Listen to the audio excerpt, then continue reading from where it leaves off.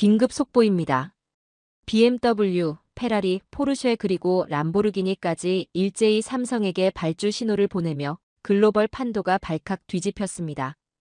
90년 넘게 군림하던 일본의 노장 배터리 기업은 서서히 침몰하는 가운데 위대한 대한민국이 어떻게 세계 최고 기술력을 거머쥐었는지 지금부터 그 압도적 비밀을 낱낱이 살펴보겠습니다. 시작 전 구독, 좋아요와 함께 어디서 보고 계신지 댓글로 남겨주시면 더욱 재밌는 사연으로 보답해드리겠습니다. 큰 힘이 됩니다. 감사합니다. 안녕하세요. 저는 아오야마 레이지입니다. 일본 도쿄에서 파나소닉 계열 배터리 기업의 전무를 맡고 있습니다. 그날 오후 도쿄 본사 42층 회의실에서 벌어진 일을 지금도 선명하게 기억합니다. 창밖으로 보이는 도쿄만의 푸른 물결이 평상시보다 차갑게 느껴졌었죠. 제가 앉은 가죽 의자는 20년간 일본 배터리 산업의 자존심을 지켜온 자리였습니다. 그 자리에서 저는 언제나처럼 고개를 꼿꼿이 세우고 있었죠.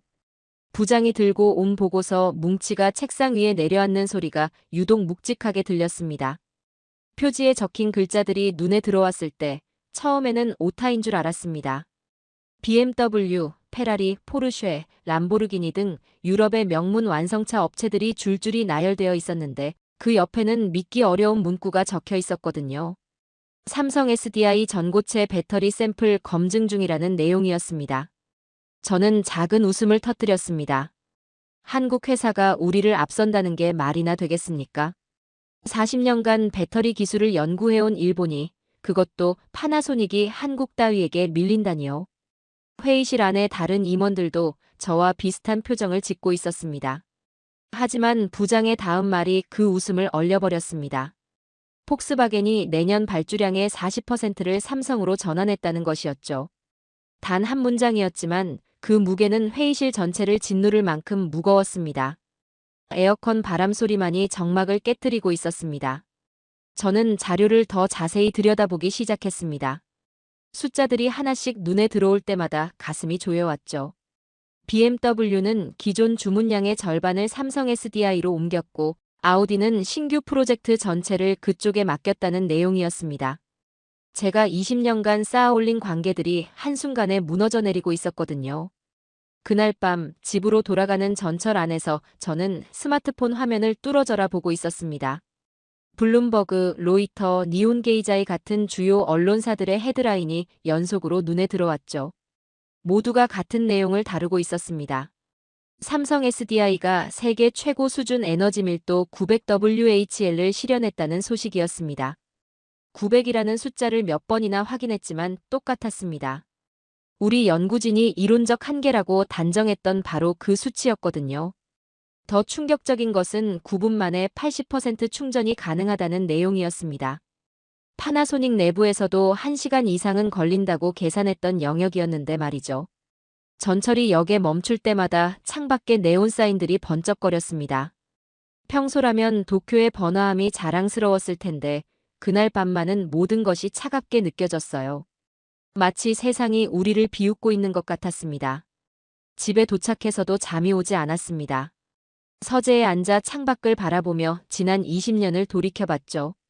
소니, 파나소닉으로 이어져 온 일본 배터리 기술의 자부심이 한순간에 흔들리고 있었습니다. 한국이라는 나라가 정말로 우리를 앞서갈 수 있다는 생각은 해본 적이 없었거든요. 하지만 숫자는 거짓말을 하지 않습니다.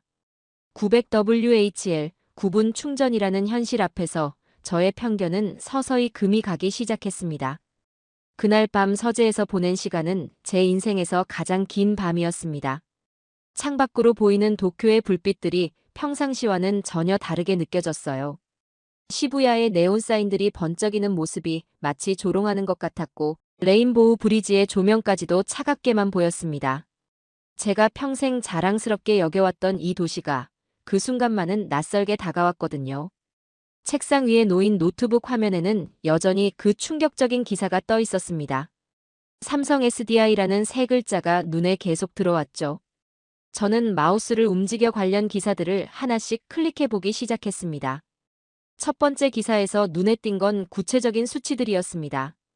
에너지 밀도 900WHL라는 것은 기존 리튬이온 배터리 대비 40%나 향상된 수치라고 나와 있었어요. 파나소닉에서 10년간 연구해도 700WHL을 넘기 어렵다고 했던 벽을 한국 회사가 단숨에 뛰어넘은 것이죠. 더 놀라운 건 그 다음 문단이었습니다. 9분 만에 80% 충전이 가능하다는 내용 말입니다. 저는 무의식 중에 고개를 저었어요. 이건 정말 불가능한 얘기였거든요. 우리 연구소에서 아무리 계산해봐도 최소 1시간은 걸린다고 결론 내린 영역이었으니까요.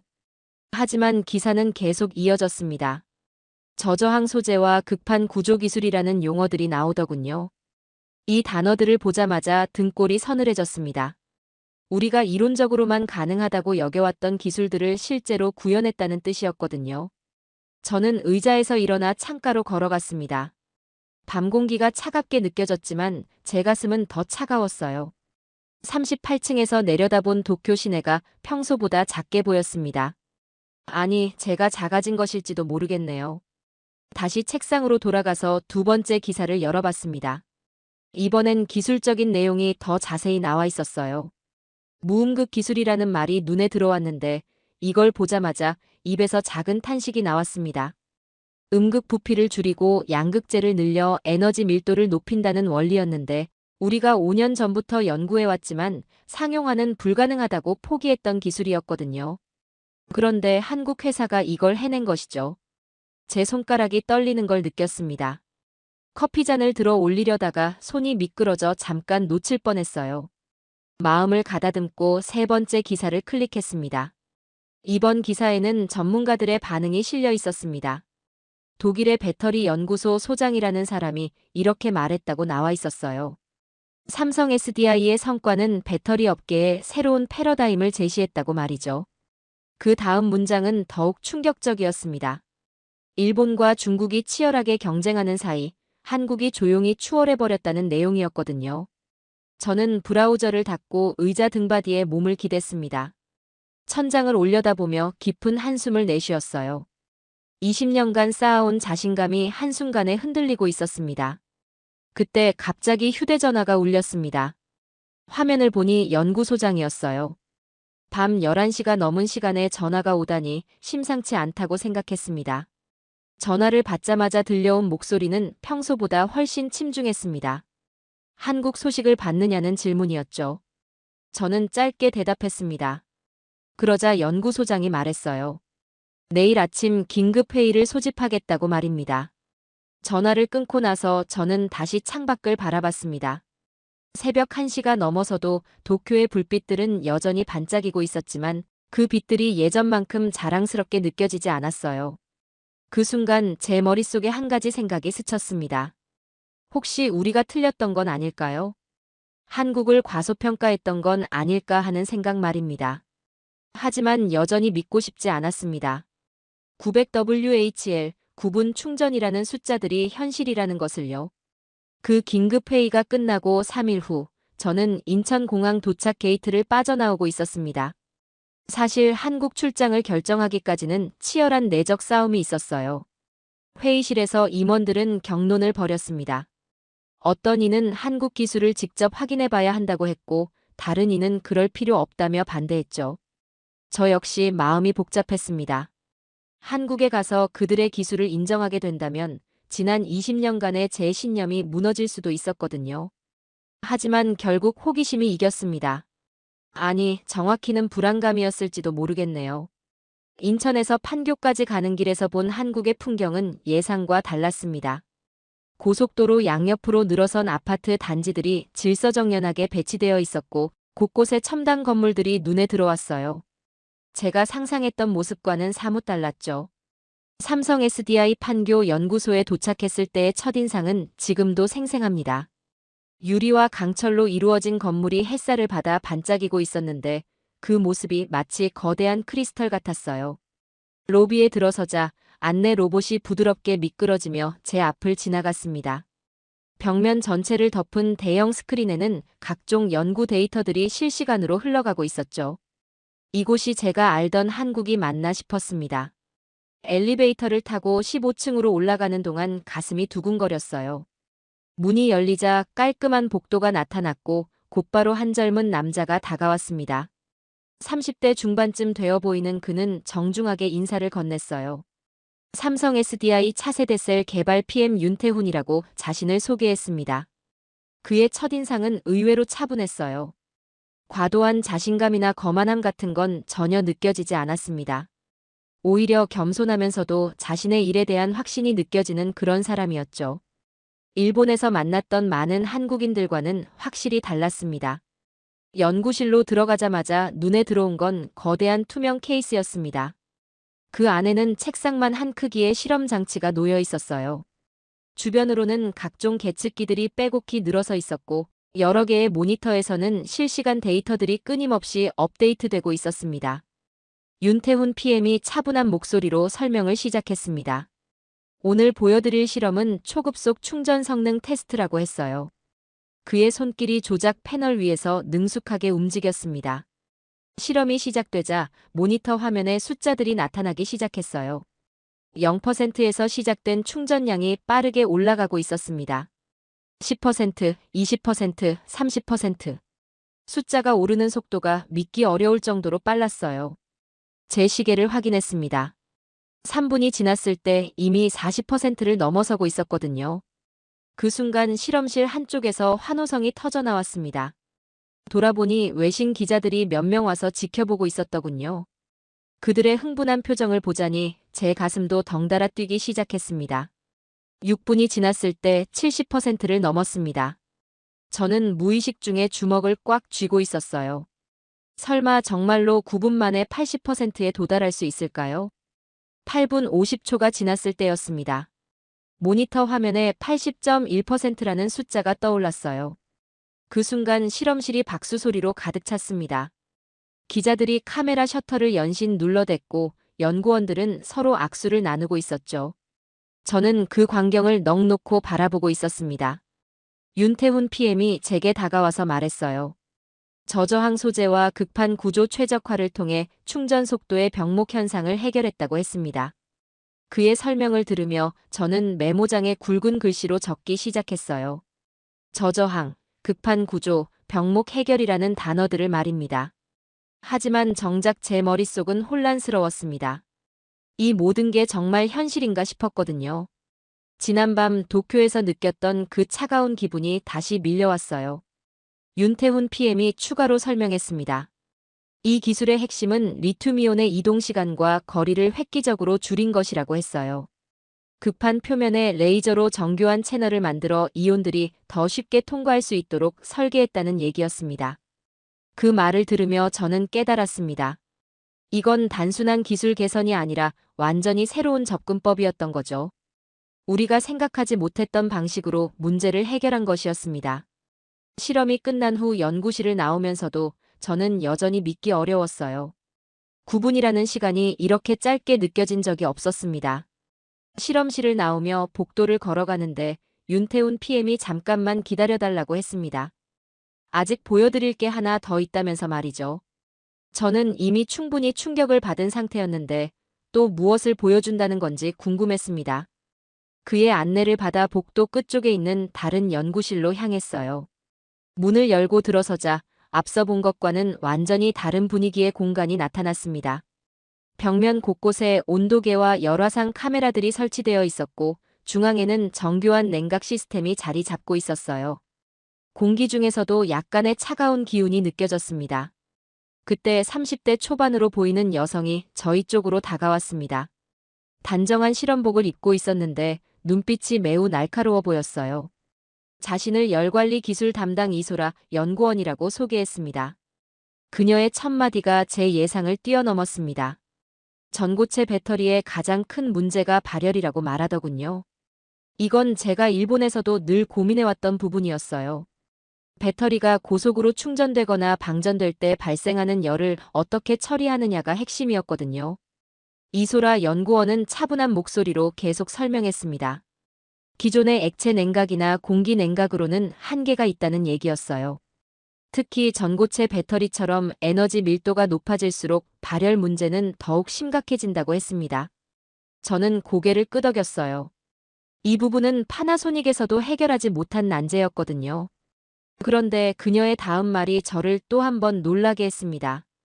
펠티어 기반 냉각 시스템을 개발해서 이 문제를 근본적으로 해결했다는 것이었죠. 펠티어 효과라는 말을 들으며 제 기억이 되살아났습니다.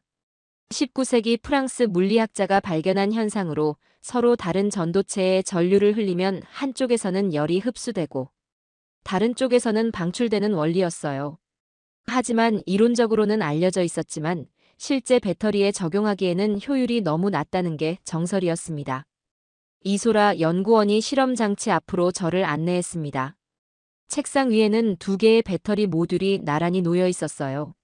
하나는 일반적인 냉각 시스템이 적용된 것이고 다른 하나는 그들이 개발한 펠티어 시스템이 장착된 것이었습니다. 실험이 시작되자 두 모듈 모두 고강도 충전이 시작되었어요. 벽면의 열화상 카메라 화면을 통해 온도 변화를 실시간으로 볼 수 있었습니다. 처음 몇 분간은 별 차이가 없어 보였습니다. 두 모듈 모두 서서히 온도가 올라가고 있었거든요. 하지만 5분이 지나자 확연한 차이가 나타나기 시작했어요. 일반 냉각 시스템이 적용된 모듈은 계속해서 온도가 상승했습니다. 40도, 50도를 넘어서더니 곧 55도까지 올라갔어요.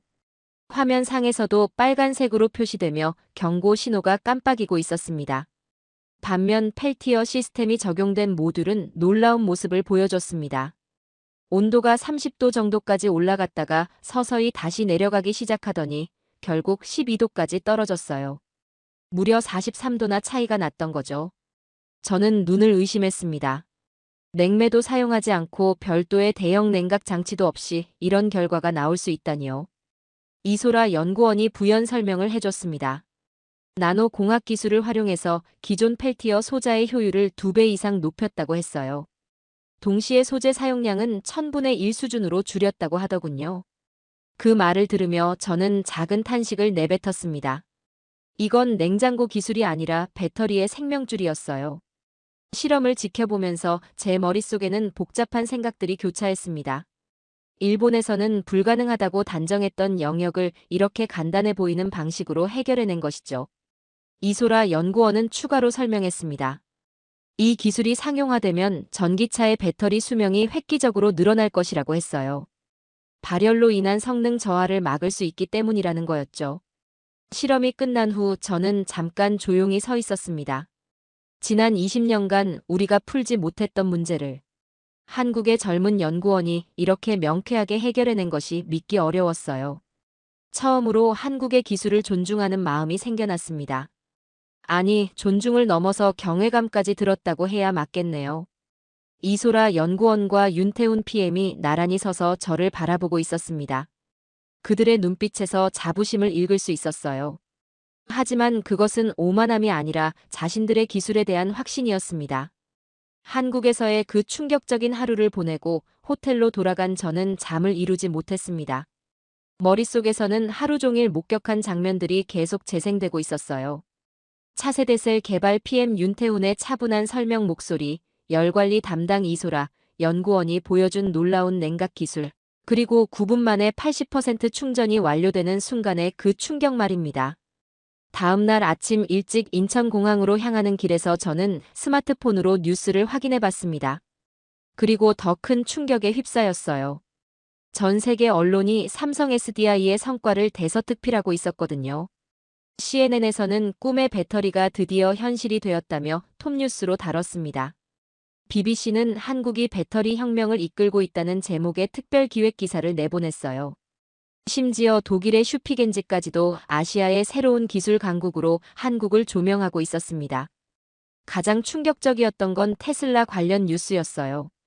테슬라의 배터리 개발팀 수석 엔지니어가 트위터에 올린 글이 화제가 되고 있었거든요. 삼성 SDI의 기술 검증 결과를 공개적으로 지지한다는 내용이었습니다.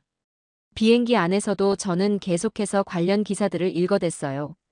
유럽의 주요 자동차 전문지들은 한국 배터리 기술의 우수성을 앞다투어 보도하고 있었습니다. 이탈리아 언론은 한국이 조용한 혁신으로 세계를 놀라게 했다고 평가했고요. 하지만 정작 일본 언론들의 반응은 시큰둥했습니다. 아사히 신문은 작은 기사로만 다뤘고 요미우리는 아예 언급조차 하지 않았어요. 이런 반응을 보며 제 가슴이 더욱 답답해졌습니다. 도쿄에 도착해서 회사로 향하는 택시 안에서 휴대전화가 울렸습니다. 화면을 보니 본사 기획실장이었어요. 전화를 받자마자 들려온 목소리는 평소보다 훨씬 경직되어 있었습니다. 긴급 상황이 발생했다는 얘기였어요. BMW와 닛산에서 동시에 연락이 왔다고 하더군요. 기존 계약 조건을 재검토하겠다는 통보였다고 했습니다. 회사에 도착하자마자 저는 곧바로 임원 회의실로 향했습니다.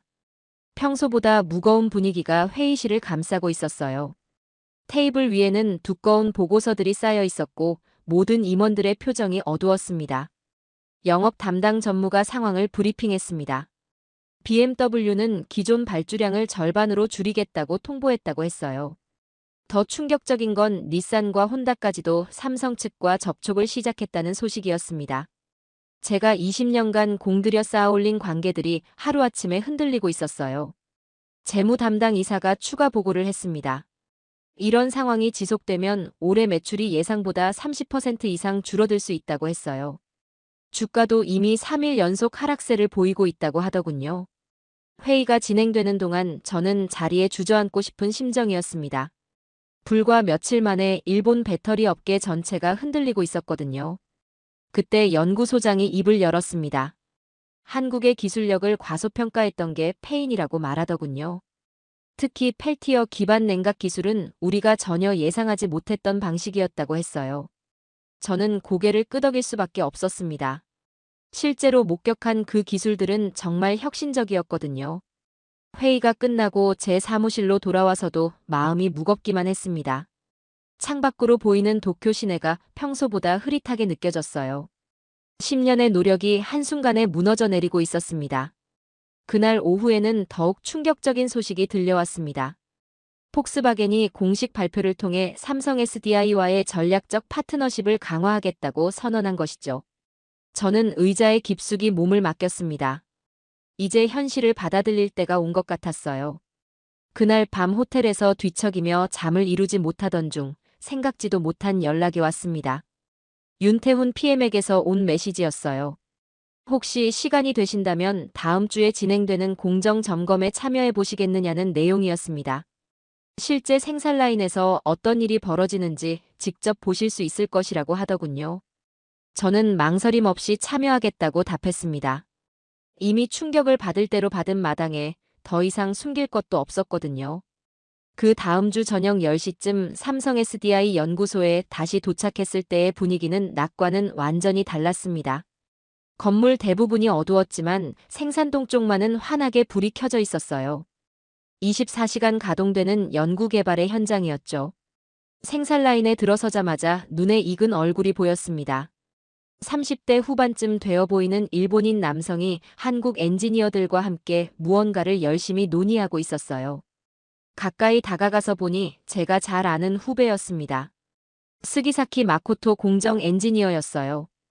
파나소닉에서 10년간 함께 일했던 동료였죠. 그가 언제 한국에 파견되었는지는 몰랐지만 반가운 마음에 다가갔습니다. 스기사키는 저를 보자 깜짝 놀라며 인사를 건넸어요. 원칙적이고 꼼꼼한 성격으로 유명한 그였는데 한국 엔지니어들과 대화하는 모습이 평소보다 훨씬 열정적으로 보였습니다. 그때 옆에서 대화를 나누고 있던 한국 엔지니어가 흥미로운 말을 했어요. 빠른 실패와 빠른 학습이 우리 방식의 핵심이라고 하더군요. 실패를 두려워하지 않고 신속하게 문제를 파악해서 개선해 나간다는 철학이었습니다. 그러자 스기사키 엔지니어가 고개를 끄덕이며 대답했습니다. 일본에서는 정직한 데이터만을 남겨야 한다는 원칙이 있다고 했어요. 아무리 작은 오차라도 숨기지 않고 정확하게 기록해야 한다는 얘기였죠. 저는 그 대화를 듣고 있으면서 묘한 감정에 사로잡혔습니다. 서로 다른 철학을 가진 두 나라의 엔지니어들이 진지하게 토론하고 있었거든요. 한국 엔지니어는 계속해서 자신의 생각을 설명했습니다. 완벽을 추구하다 보면 혁신의 속도가 늦어질 수 있다는 얘기였어요.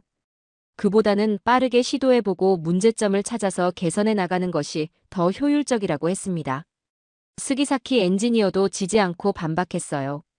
하지만 부정확한 데이터를 바탕으로 한 개발은 결국 더 큰 문제를 낳을 수 있다고 했습니다. 기초가 튼튼해야 진정한 혁신이 가능하다는 것이 그의 논리였죠. 두 사람의 토론이 계속되는 동안 저는 가만히 지켜보고 있었습니다. 처음에는 평행선을 달릴 것 같았던 대화가 점점 흥미로워지고 있었거든요. 그때 실제 실험이 시작되었습니다. 새로운 배터리 셀의 품질 검사였어요. 한국 방식으로는 빠르게 여러 샘플을 테스트해서 경향성을 파악하는 것이었고, 일본 방식으로는 하나하나 정밀하게 측정해서 정확한 데이터를 얻는 것이었습니다. 놀라운 일이 벌어졌습니다. 두 방식을 결합하자 예상보다 훨씬 뛰어난 결과가 나온 것이죠. 한국 방식의 빠른 스크리닝으로 문제가 될 만한 구간을 신속하게 찾아냈고, 일본 방식의 정밀 측정으로 그 원인을 정확하게 파악했습니다. 그 결과 불량률이 기존 0.1%에서 0.01%로 떨어졌어요. 사실상 제로에 가까운 수치였습니다. 스기사키 엔지니어와 한국 엔지니어들이 서로 악수를 나누는 모습을 보며 저는 깊은 감동을 받았습니다. 서로 다른 철학이 충돌했지만 결국 합쳐지자 놀라운 시너지를 만들어낸 것이죠. 그 순간 저는 비로소 깨달았습니다. 한국이 이룬 성과가 단순한 기술적 진보만은 아니었다는 것을 말입니다. 정직함과 도전 정신이 만났을 때 진정한 혁신이 탄생한다는 걸 목격한 거였어요. 일본의 장인 정신이 가진 정확성과 한국의 추진력이 가진 역동성이 결합되니까 기존의 한계를 뛰어넘을 수 있었던 것이죠. 새벽 2시가 넘어서야 그날의 실험이 마무리되었습니다. 스기사키 엔지니어는 제게 다가와서 조용히 말했어요. 한국에서 일하면서 많은 것을 배우고 있다고 했습니다. 저도 고개를 끄덕였습니다. 그리고 처음으로 인정했어요. 우리가 틀렸을 수도 있다고 말입니다. 한국에서 목격한 모든 것들을 가슴에 품고 도쿄로 돌아온 저는 며칠간 깊은 고민에 빠져 있었습니다. 스기사키 마코토 공정 엔지니어와 한국 엔지니어들이 협력해서 만들어낸 그 놀라운 결과가 머릿속에서 떠나지 않았어요. 0.01%라는 불량률, 그리고 두 나라의 서로 다른 철학이 만나 탄생한 혁신의 순간들 말입니다. 하지만 결심을 굳히기까지는 시간이 필요했습니다. 20년간 쌓아온 신념을 바꾼다는 것은 쉬운 일이 아니었거든요. 그러던 중 회사에서 긴급 임원회의가 소집되었습니다. 사태가 더욱 심각해졌다는 소식이었어요. BMW에 이어 아우디까지도 기존 계약을 재검토하겠다고 통보해왔다는 것이었죠. 회의실에 들어서자마자 느껴지는 무거운 분위기가 저를 압박했습니다. 길쭉한 회의 테이블 주위에 앉은 임원들의 얼굴에는 모두 심각한 표정이 드리워져 있었어요. 기획실장이 상황 보고를 시작했습니다. 유럽 시장에서의 점유율이 지난 한 달간 15%나 떨어졌다고 했어요. 더 충격적인 건 미국 시장에서도 주요 고객사들이 삼성 SDI 쪽으로 발걸음을 돌리고 있다는 소식이었습니다. 연구소장이 추가 보고를 이어갔습니다. 한국의 펠티어 냉각 기술이 업계 전체에 미치는 파급력을 과소평가했다고 했어요. 이 기술만으로도 배터리 성능이 30% 이상 향상될 수 있다는 분석 결과가 나왔다고 하더군요. 임원들은 하나같이 위기감을 토로했습니다.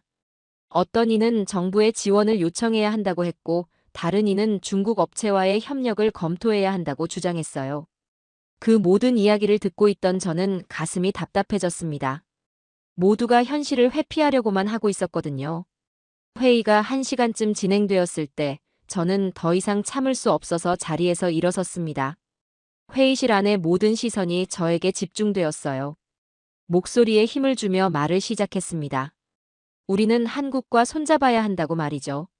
순간 회의실이 정적에 휩싸였습니다. 몇몇 임원들은 믿을 수 없다는 표정을 지었고 어떤 이는 고개를 저었어요. 영업 담당 전무가 격하게 반발했습니다. 일본의 자존심을 버리고 한국의 무릎을 꿇자는 말이냐고 하더군요. 그의 목소리는 분노로 떨리고 있었습니다. 하지만 저는 물러서지 않았습니다. 자존심만으로는 더 이상 살아남을 수 없다고 단호하게 말했어요. 실제로 한국의 기술력을 직접 목격한 저로서는 현실을 인정할 수밖에 없었거든요. 연구소장이 중간에서 말을 끊었습니다. 구체적으로 어떤 기술을 받기에 그런 말을 하는 것이냐고 물어왔어요. 저는 차근차근 설명하기 시작했습니다. 구분 충전 기술의 놀라운 성능, 펠티어 냉각 시스템의 혁신적 효과, 그리고 무엇보다 일본과 한국 엔지니어들이 협력했을 때 나타나는 시너지 효과에 대해서 말이죠. 특히 스기사키 마코토 공정 엔지니어와 한국 팀이 함께 작업해서 불량률을 0.01%까지 낮춘 사례를 자세히 설명했습니다. 그 이야기를 듣던 임원들의 표정이 조금씩 변하기 시작했어요. 처음에 분노에서 점차 진지한 고민으로 바뀌어가고 있었습니다. 저는 목소리에 더욱 힘을 담아 계속 말했습니다. 기술에는 국경이 없다고 했어요.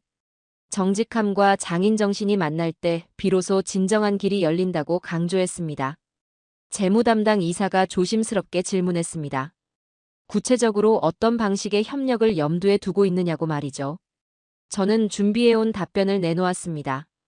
공동 연구개발 프로젝트를 시작해서 서로의 강점을 결합하자는 제안이었어요. 일본의 정밀함과 한국의 혁신 속도를 융합하면 세계 최고의 배터리를 만들 수 있다고 확신한다고 했습니다. 회의실은 다시 조용해졌습니다. 모든 임원들이 깊은 생각에 잠겨 있었어요. 그때 사장이 입을 열었습니다. 만약 이 협력이 실패한다면 책임질 각오가 있느냐고 물어왔어요. 그의 눈빛은 매우 진지했습니다. 저는 한치의 망설임도 없이 대답했습니다. 제 자리를 걸고서라도 이 길을 가겠다고 말이죠. 길고 긴 논의 끝에 조건부 승인이 떨어졌습니다. 6개월간의 시범 프로젝트를 진행해보자는 것이었어요. 다만 실패할 경우에는 제가 모든 책임을 져야 한다는 조건이 붙었습니다. 회의실을 나서며 저는 깊은 한숨을 내쉬었습니다. 이제 정말로 새로운 길을 걸어가야 할 때가 온 것이었어요. 도쿄에서의 그 결정적인 회의가 끝난 지 2주가 지났을 때 예상치 못한 일이 벌어졌습니다. 한국에서 먼저 연락이 온 것이었어요. 김지연 CTO로부터 온 메시지는 간단했지만 의미심장했습니다. 서울에서 만나서 이야기해보고 싶다는 내용이었죠. 서울 여의도의 한 조용한 카페에서 그녀와 마주 앉았을 때 제 가슴은 두근거리고 있었습니다. 창밖으로 한강이 흘러가는 모습이 보였어요. 마치 시간도 함께 흘러가고 있는 것 같았습니다. 김지연 CTO가 먼저 입을 열었습니다. 일본에서 보내온 협력 제안서를 검토했다고 하더군요. 그리고 놀라운 말을 했어요. 삼성 SDI 내부에서도 일본과의 협력 필요성을 느끼고 있었다는 것이었습니다. 저는 깜짝 놀랐어요. 한국이 이미 세계 최고 수준의 기술을 확보한 상황에서 굳이 일본과 손잡을 이유가 있을까 싶었거든요. 하지만 그녀의 설명을 들으니 이해가 되었습니다. 아무리 뛰어난 기술이라도 대량 생산과 품질 안정성 확보는 별개의 문제라는 것이었어요. 특히 글로벌 시장에서 신뢰받는 브랜드를 만들기 위해서는 일본의 장인 정신과 품질 철학이 필요하다고 했습니다. 저도 솔직하게 말했습니다. 일본 혼자서는 한계가 있다는 것을 인정한다고 했어요. 한국의 혁신적 사고와 빠른 실행력이 없다면 시장에서 도태될 수밖에 없다고 고백했습니다. 2시간에 걸친 진솔한 대화 끝에 우리는 합의에 도달했습니다. 공식적인 파트너십을 발표하는 기자회견을 열기로 한 것이죠. 일주일 후 서울 강남의 컨벤션 센터에는 전 세계 언론과 업계 관계자들이 몰려들었습니다. 이번엔 단순한 기술 발표가 아니라 역사적인 협력 선언이 될 것이라는 기대감 때문이었어요. 무대에 오른 김지연 CTO는 당당했습니다. 삼성 SDI가 달성한 혁신적 성과들을 간략히 소개한 후 이제는 더 큰 비전을 향해 나아갈 시간이라고 말했어요. 그리고 저를 무대로 초청했습니다. 수백 개의 카메라와 시선이 집중된 그 순간 저는 지난 몇 달간의 여정을 떠올렸습니다. 처음 한국 뉴스를 보며 느꼈던 충격, 판교 연구소에서 목격한 놀라운 기술들, 그리고 편견이 무너져 내리면서 새롭게 깨달은 진실들 말이죠. 마이크를 잡고 천천히 말을 시작했습니다.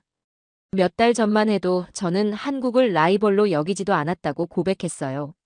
하지만 이제는 다릅니다. 한국은 더 이상 후발주자가 아니라 우리가 배워야 할 선구자라는 것을 깨달았다고 했습니다.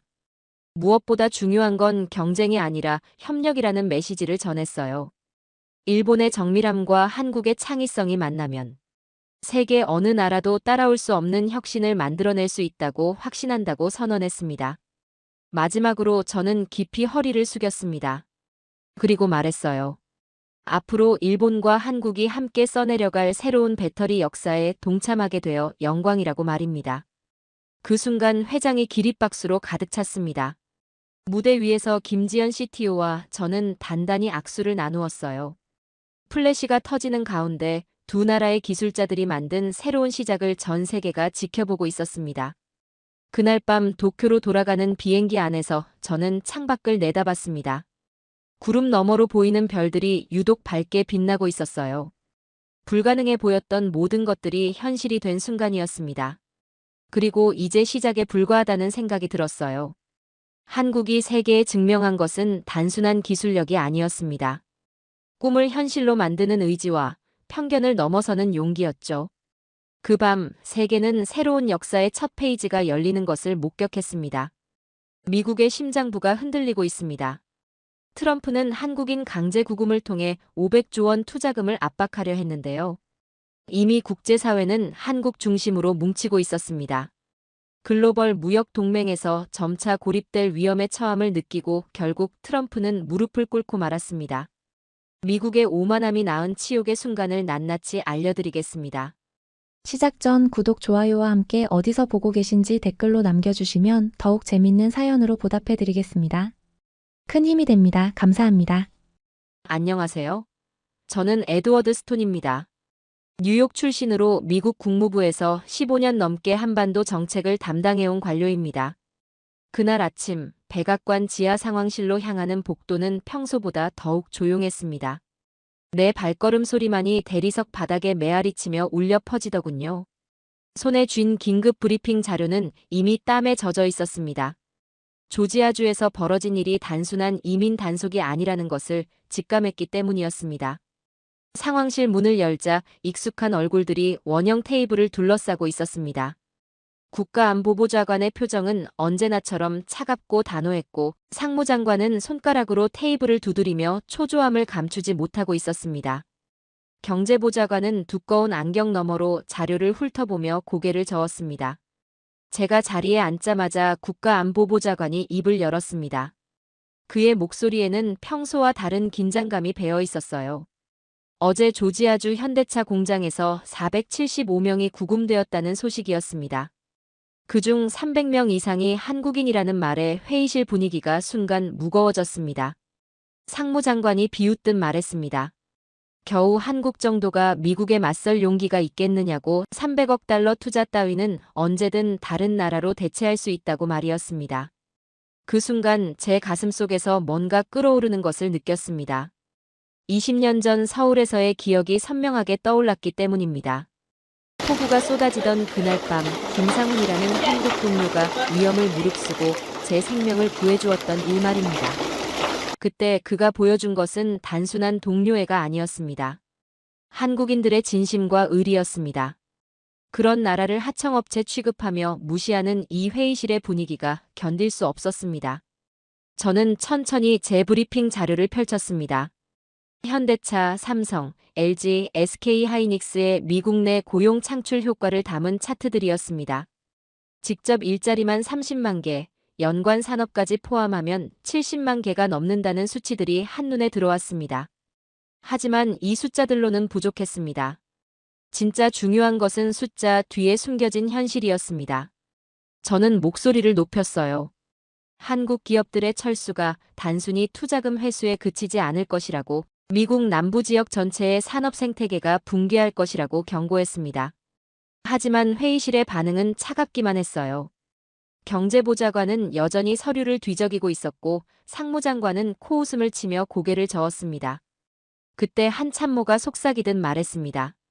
한국이 진짜 떠날 수 있겠느냐고, 결국 돌아올 수밖에 없을 것이라고 말이었습니다. 그 순간 저는 확신했습니다.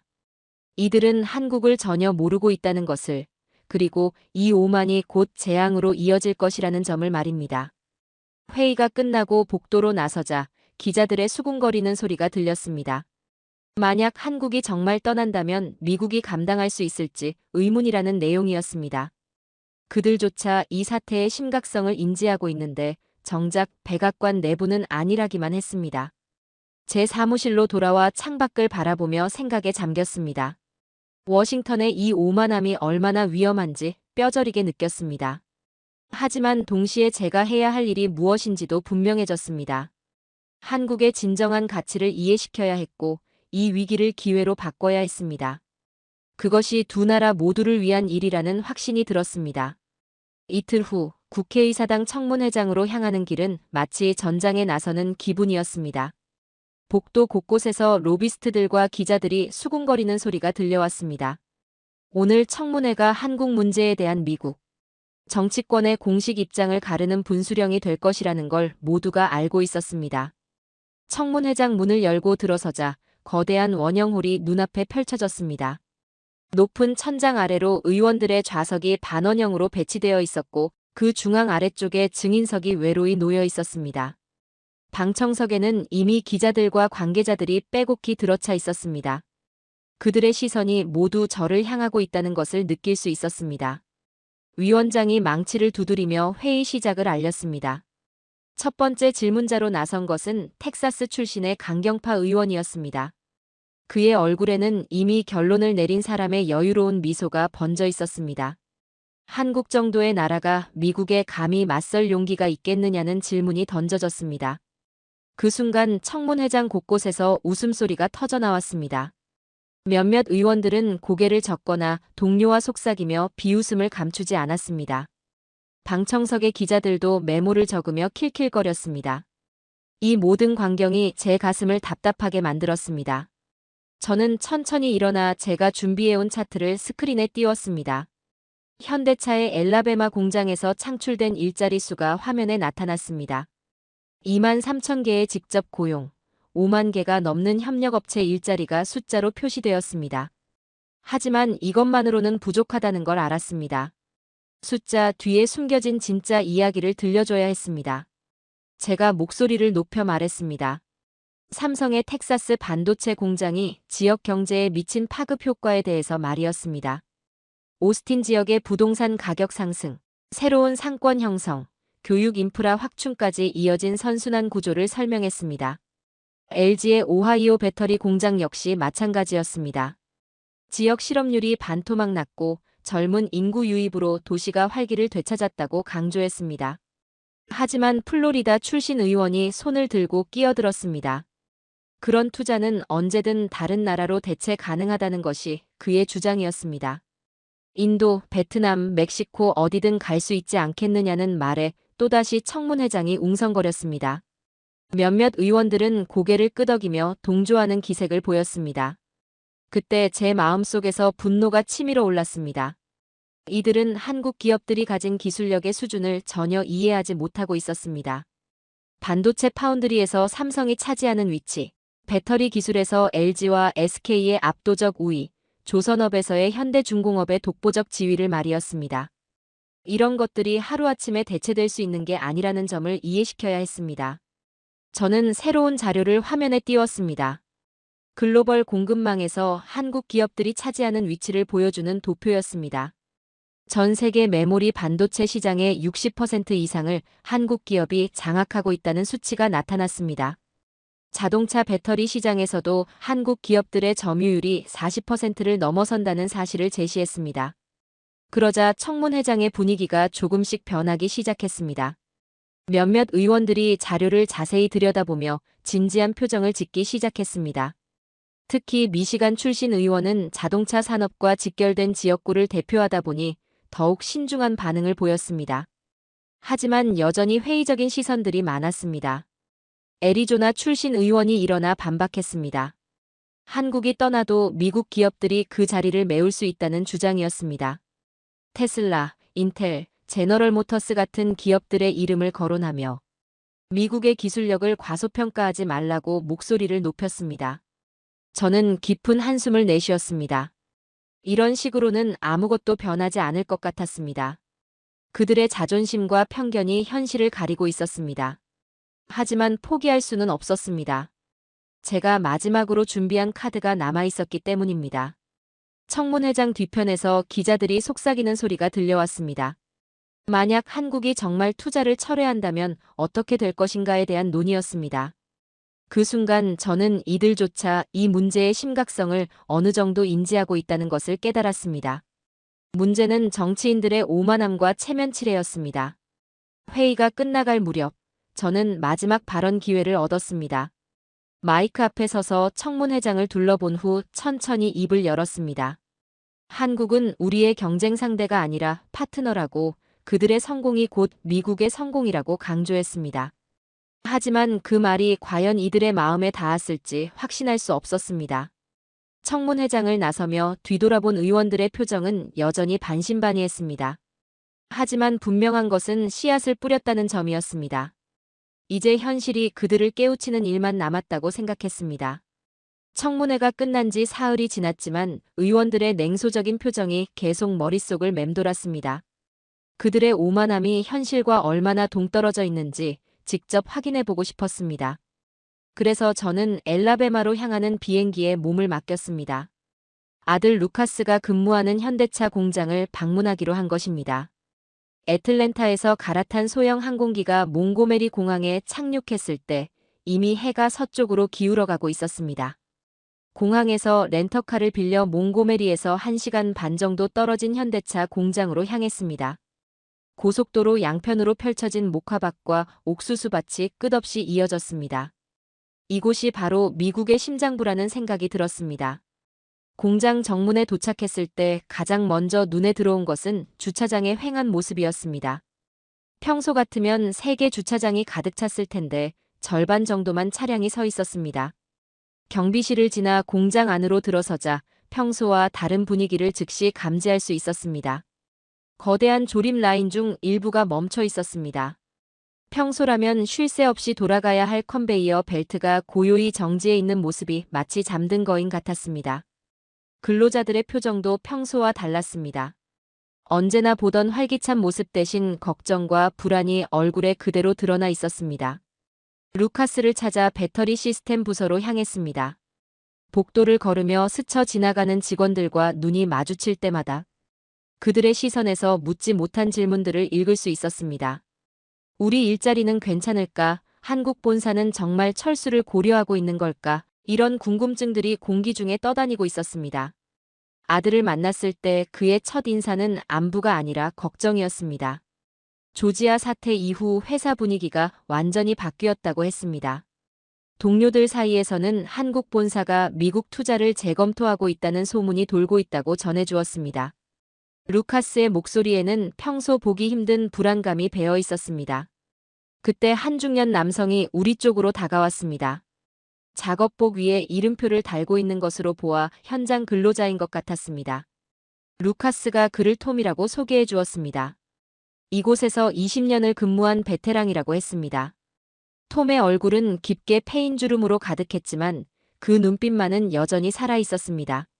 하지만 오늘 그의 표정에는 분노와 절망이 뒤섞여 있었습니다. 그가 입을 열자 목소리에 떨림이 섞여 있었습니다. 정치인들의 싸움 때문에 왜 자신들이 일자리를 잃어야 하는지 모르겠다고 말했습니다. 그의 이야기를 들으며 가슴이 먹먹해졌습니다. 톰에게는 대학에 다니는 딸이 있었고 아직 고등학생인 아들도 있었습니다. 이 공장에서의 일자리가 그의 가족 전체의 생계를 책임지고 있었습니다. 20년 동안 성실하게 일해온 그에게 이런 불안감을 안겨주는 현실이 안타까웠습니다. 잠시 후 또 다른 직원이 우리 대화에 합류했습니다. 마리아라는 이름의 라틴계 여성이었습니다. 30대 후반으로 보이는 그녀의 얼굴에는 지친 기색이 역력했습니다. 루카스가 귀띔해주기로는 새 아이를 혼자 키우는 싱글맘이라고 했습니다. 마리아가 들려준 이야기는 더욱 가슴 아팠습니다. 이 공장 일자리가 그녀에게는 생존의 마지막 희망이라고 했습니다. 아이들 학비와 생활비, 의료보험까지 모든 것이 이 일자리에 달려있다고 눈물을 글썽이며 말했습니다. 만약 공장이 문을 닫거나 축소된다면 아이들을 어떻게 키워야 할지 막막하다고 호소했습니다. 그 순간 저는 깨달았습니다. 워싱턴에서 벌어지는 정치적 공방이 단순한 말장난이 아니라는 것을 말입니다. 그 뒤에는 톰 같은 베테랑 노동자의 20년 경력이 있었고 마리아 같은 싱글맘의 절절한 현실이 있었습니다. 이들에게는 정치적 체면이나 국가적 자존심보다 내일의 생계가 더 절실한 문제였습니다. 공장을 둘러보며 더 많은 직원들과 이야기를 나눴습니다. 각자의 사연은 달랐지만 공통점이 있었습니다. 모두가 이 일자리에 자신의 삶을 걸고 있었고 한국 기업의 철수 가능성에 대해 진심으로 걱정하고 있었습니다. 그들의 표정에서 절박함을 읽을 수 있었습니다. 생산 라인을 지나며 멈춰선 기계들을 바라봤습니다. 이 거대한 설비들이 단순히 철과 전자부품의 집합체가 아니라는 생각이 들었습니다. 수천 명의 미국인 가정과 직결된 생명선이었습니다. 한국 기업의 기술과 미국 노동자들의 땀이 만나 만들어낸 기적 같은 결과물이었습니다. 저녁 무렵 공장을 나서며 주차장을 다시 바라봤습니다.